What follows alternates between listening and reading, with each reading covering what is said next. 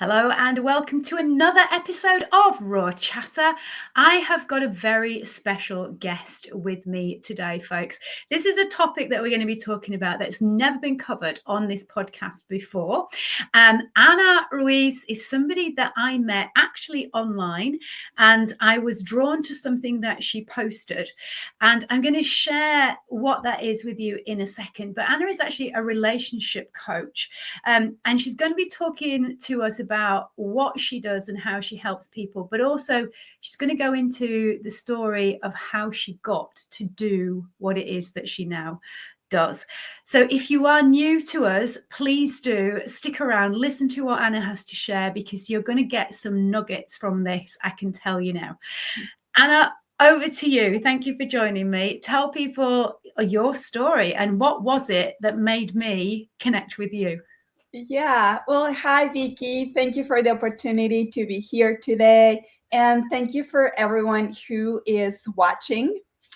So I am a relationship coach for women with bipolar disorder. And I'm also a trauma healing facilitator. And it was those words, bipolar disorder, that drew me to your post, because it's not something that you see many people talking about online. And it is an issue that's close to my heart, as I've shared on this podcast, that my mum had that diagnosis. So the first thing I want to ask you is, can you help everybody listening and watching to understand just what is bipolar? Yeah. So the typical definition of bipolar disorder is that it's a mental illness and it's characterized by extreme mood swings. So these really highs that can turn into what's called manic episodes, or these really, really lows that have people in a state of depression for maybe days, weeks, months at a time. So that is a typical definition. And I have my own definition based on what I've learned, the work that I've done, and all the research that I've been doing. Yeah. So tell us what got you into doing this, and why is bipolar your thing? Tell us your story. Yeah. So just like your mom, my mom was diagnosed with bipolar disorder even before I was born. Right. My mom was actually suicidal when I was growing up, and I got to witness that. And then 19 years ago, I was diagnosed with bipolar disorder. Yeah. Did you have a clue? Did you kind of have an inkling even before you got that diagnosis, or was it a bit of a shock? It was a shock, to be honest. I had no signs. I had no idea. I didn't even know. I had a hunch that there was a component that was genetic, but because neither one of my siblings had any signs either, I never thought I would ever be diagnosed. Right. So what led to you even getting that diagnosis then? Yeah. So there was one time when I didn't sleep for like days at a time. I was under a lot of stress. I was going to meet with my mother for the first time in years. We actually live in separate countries. Right. And it was the anniversary of my sister's death. So all that stress and all those triggers put together, I was at a yoga retreat for a week. And when I came back home, I started having like these disorganized thoughts, rapid thoughts. I couldn't focus. And one of my friends took me to the emergency room, and I ended up being hospitalized for 2 weeks. Wow. And that's when I was diagnosed with bipolar disorder. So Gosh. I had like on a checklist, I had like all the signs that I was going through a manic episode.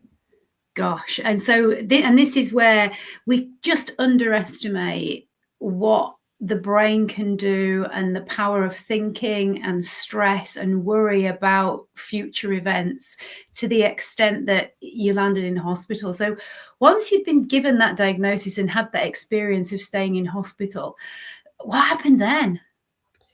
Well, first of all, I was very angry Right. because I was like, why me? Like, Right. why me?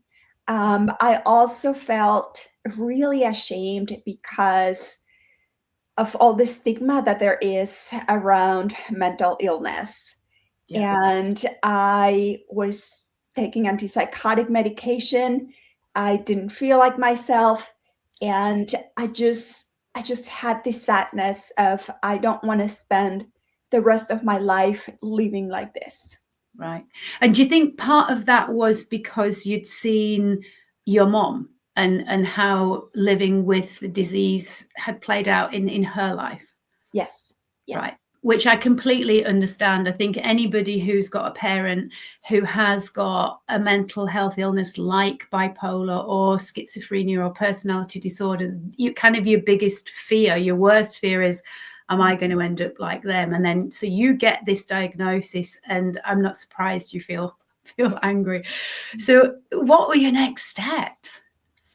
So my next steps, once I was discharged from the emergency room, not the emergency room, the psychiatric ward, the next thing I did was look for a psychiatrist and look for a therapist. Right. And I think that once it really sank in me that this was the diagnosis, that this was real, and that it was in my power if I wanted to live a different life. So I started studying, reading books, anything from nutrition to spirituality, to toxic elements in the environment. So Right. I really took a deep dive into understanding bipolar disorder and the triggers. Right. And so is that what led you to come up with your own definition of bipolar? Well, the reason I came up with my own definition, and to be fair, I've been in this journey for 19 years. I tried homeopathy. I tried a vegetarian diet. I became Buddhist. I tried meditation. So I tried just a number of things. I became an energy healer. Right. Um, so I tried a number of things, and it was last year that I started working with a trauma healing specialist who he's very much into working with the nervous system, working somatically.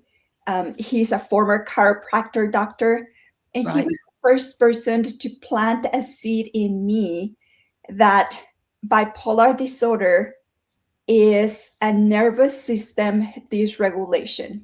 Yeah. It's a nervous system that is just feeling overwhelmed by trauma, by genetic factors, and it's a nervous system that is afraid of feeling fear, afraid of feeling grief and sadness.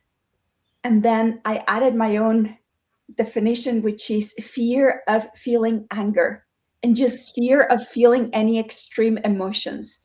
So Right. it's like a nervous system that is in this kind of either freeze, or that when it gets triggered, it goes into this explode. Well, and I love that definition because that makes complete sense to me, knowing my mum's history. And I'm guessing if you look back at your mum's history and then your own history, what you've discovered as well. So this particular person was the one that helped you to almost go, now the penny's dropped. And therefore you started to do what differently, if anything? So what I've been doing differently is I've been working on healing my own trauma somatically, as opposed to the work that I had been doing before with talk therapy, which is more intellectual. Right. It's more in the head. So I learned to connect my this part with my body. Yeah. And what I started to do differently is to work on healing and integrating the trauma, making sense of what happened, and also doing practices. Like every morning, I spend anywhere between 30 minutes to an hour doing specific guided meditations that are about connecting with my body, connecting with my feelings, and then when I'm done with my meditation practices, then I go run a mile and then come back home. So those are the things that I've been doing differently in my life. And what do you feel the difference has then made to you, and how that bipolar is showing up? Yeah. So the main difference is my husband used to be the person who would be able to spot me when I was going into like a manic episode and catch it early enough so that I would, like, first he would take me to the hospital. In recent years, I had antipsychotic medication that my psychiatrist allowed me to have at home, so that when my husband spotted me, I would just go take antipsychotic medication, call my psychiatrist right away, and then just write it off. Now, the main change that I have noticed is that after doing all this work for a year, I'm able to feel in my body when the manic episode kind of like starts bubbling up. It just feels like butterflies in my solar plexus. I can breathe into it. I have a guided meditation that I do, and then it dissolves. The manic energy just goes away. Wow. And this is something that I just feel is so important to share with people, because for your mum potentially and my mum, it was just medication. Yeah. And talk therapy if you were lucky. But mainly it was medication. And then when you have an episode, you end up in the psychiatric unit and then, you know, my experience with my mum was after a high, we would get then a very low. And the lows tended to last significantly longer than the highs did. And there was very little opportunity where she ever kind of felt normal, whatever that is. So for you to discover that there was a different way, and there is a different way because you're living proof that it works, is just fantastic to hear. So how does that then tie in with the relationship coaching that you do? Yeah. So one of the things that I've learned in my journey is that I could do it alone, but it was actually better to do it with a partner. Yeah. So the fact that my husband is there when I need to go to the hospital, or I'm feeling like depression, or to have someone who loves me no matter what, and who accepts me and admires me despite my diagnosis, that is one of the most healing forces in my life. And so I am very grateful for him. I'm grateful to have him in my life. I'm grateful that he's doing this journey with me. And so I want other women to have that. I want other women to find a partner who understands them, who supports them, who accepts them and loves them for who they are. So they're not doing this journey on their own. Yeah, that's beautiful, because it makes such a difference if you've got somebody who accepts that you have this issue with your nervous system, that sometimes you just need a little bit of help spotting and managing, and they're not in a space where they're judging you or thinking that there is something terribly wrong with you or that you're broken, or goodness knows what words people use, because as you say, there is so much stigma around it. So when did you meet your husband? Because I mean, he's obviously such an important part of you being able to manage things in the way that you are doing. When did you guys meet? Yeah. So we met 7 years ago. Nice. Excellent. And where and how? We want to know the details. So it's a great story. We actually met online, Right. and we lived 8 blocks away from each other. So we used to shop at the same grocery store. We used to go to the same restaurants. Like, we just used to hang out in the same neighborhood for like a good 15 years, and we never met each other. We never saw each other. And here we go online, and when we met, we literally went on one date. We talked for 4 hours or even longer, and that was enough for both of us to know that we wanted to spend more time together.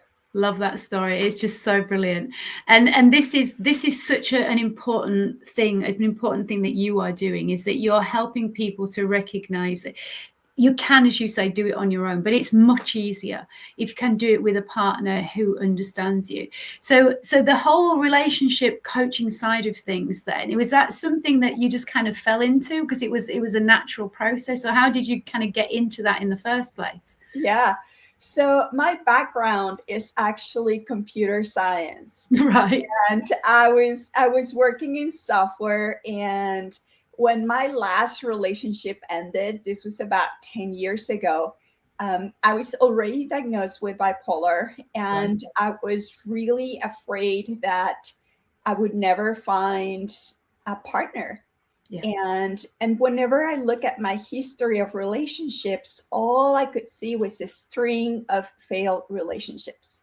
Right. I wanted a relationship. I wanted a partner. I wanted to spend the rest of my life with someone. And so I started studying relationships, and I started unpacking the reasons why I had failed relationships, which part of that is like all the trauma that I had, that I was carrying with me.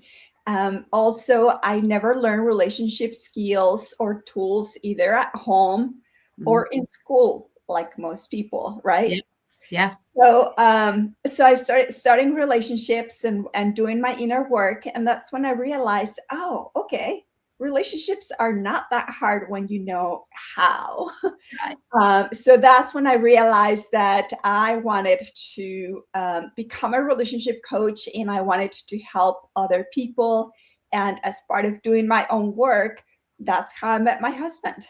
Incredible. And this is what I love about you and your story, and why we clicked so well, because when you decided that you wanted to find out, well, why am I struggling with relationships? Why have I got this bipolar? You just went, I'm going to find out. And I'm not just going to go surface level. I'm going to go deep into understanding exactly what is going on. And that's why I think there was just something about your energy, and we just clicked, because I'm like, yeah, this lady's just like very similar to me in that I want to know all of the bits, so that I can help myself to be able to change and to feel more in charge of my life. And obviously along the way, because of doing all of that work, you've then found this incredible partner that you have. And now you're helping other people to do exactly the same thing. And the very fact that you've niched yourself to specifically helping people with bipolar disorder, I think is absolutely incredible. So if somebody is going, oh my God, I have bipolar, and I'm thinking exactly the same as Anna did, that I'm never going to find the right partnership because I've got a string of failures behind me, what does the process look like? How do you begin to work with somebody? So if people are interested, like if they feel like a connection or a resonance after hearing my story, the easiest way is to reach out to me, and reach out to me on my website, I'll definitely share some links here where people can book a clarity call. It's a free call with me, an hour long, and we're going to go deep into what are your current challenges, what is it that you want, and then if I can help you, I will let you know, and we'll put together a roadmap about how that would look like for you to get the results that you want. Brilliant. So it's just a case of reaching out and having that initial conversation. And I think that's the hardest bit for some people, isn't it? It's having the courage to hit that button and book a call. And we will put all of the links in the show notes. And if you're watching on YouTube, it'll be in the description. Now, you also have a podcast as well, don't you? That people can tune into and hear a little bit more about. So what's the name of your podcast if people want to go and check you out? Yeah, so the name of the podcast is Love with Bipolar. It's on YouTube. I just started it, and basically I go in there, and every other week I record an episode where I share something about my personal life that it would be a value for others. Like I recorded an episode on like feeling like a burden in your relationship, which is very common with the women that I talk to. And I just record an episode and I put it out there. And again, people are welcome to listen to it, to leave me comments, leave me questions. Fabulous. And again, the links will go into all of the notes, folks. So don't worry about trying to find whereabouts it is. Tell me, do you work just with women or do you work with men as well? So I work with men as well. The truth is I have the background, I have the experience, I have the training. So I work with men as well. I also work with couples because the truth is there will be one person with bipolar, one person who may or may not have bipolar, and that brings just a different dynamic into the relationship that I'm also capable of helping them with. Fantastic. And I think it's so important to realize that if you are already in a relationship, then actually it's probably really beneficial, because we kind of fall into habits, don't we, of communicating particularly in ways that are not necessarily helpful to helping our relationships improve, and we get stuck in ruts. So speaking to somebody about just how we can communicate better and understanding the other person is so important. Like you said, we're not taught the skills, are we, of how to have really good relationships. And like anything, if you don't know how, what better than to go and speak to somebody who's been where you are and has now got what it is that you are wanting. But you have something else very exciting going on. And this is another reason why I was drawn to what you were sharing online, because tell us about your book. Yes. So I am writing a book memoir, and I have finished 15 chapters already. I have 2 more to go, and then I'm going to turn it over to an editor. And in that book, I share like my stories, raw and vulnerable, about what it's like to live with bipolar disorder, the things I've done in the middle of a manic episode. And my intention of sharing that is, well, multiple reasons. If you are living with bipolar, it's important for me to people to know that they're not alone, that the things that you've done that you might be judging yourself for, I've done similar things, and I share those stories in the book. Like one time I was arrested. One time I set my bedroom on fire. So I want people to not feel alone and to normalize their experiences. Now, if you have a loved one with bipolar disorder, my intention with the book is that it will give you an insight into what that looks like, what the other person is thinking and feeling, so that you get to know just like another person's story of what it's like to live with bipolar disorder and the things that I did, the decisions that I made. Right. And I think this is why I just absolutely love this idea, because I can regale some incredible stories of the stuff that my mum did, and we look back, and when she wasn't in that manic episode, and we'd tell her, we would laugh about it. My mum had a habit of deciding she was going to buy herself a white BMW. And so in her years of suffering bipolar, I think I had to cancel probably 5 white BMWs and take back a load of dresses that she bought, because thankfully they all still had the labels on. But yeah, she would just go on these like mass spending sprees and just book stuff, and then we would have to undo it all. But fortunately, you can, after the event, you can kind of look back at it and laugh. And when you go through it for the first time, it's really difficult. And obviously, as you say, for the person who's been doing this stuff, the shame that they feel, because for whatever reason, they believe that they should somehow, in the middle of that manic episode, be able to control it. They just can't. But as you say, I think crucially, and this is why I love the idea of it, somebody who is living with somebody, or a family member who's not necessarily living with them, but has lived with it, like a child or a nephew or whatever, I think for them to get an insight, I think it's so, so valuable. So it's close. It's close. And then the other thing is, I want people to know what are the things that I've done that didn't work. Right. Oh, yeah. And I want people to know what I've done that worked, and how is it that I'm thriving in life. Because we think that bipolar is a death sentence, and it doesn't have to be that way. And I want people to know that, and just see how I manage my life and where I am now.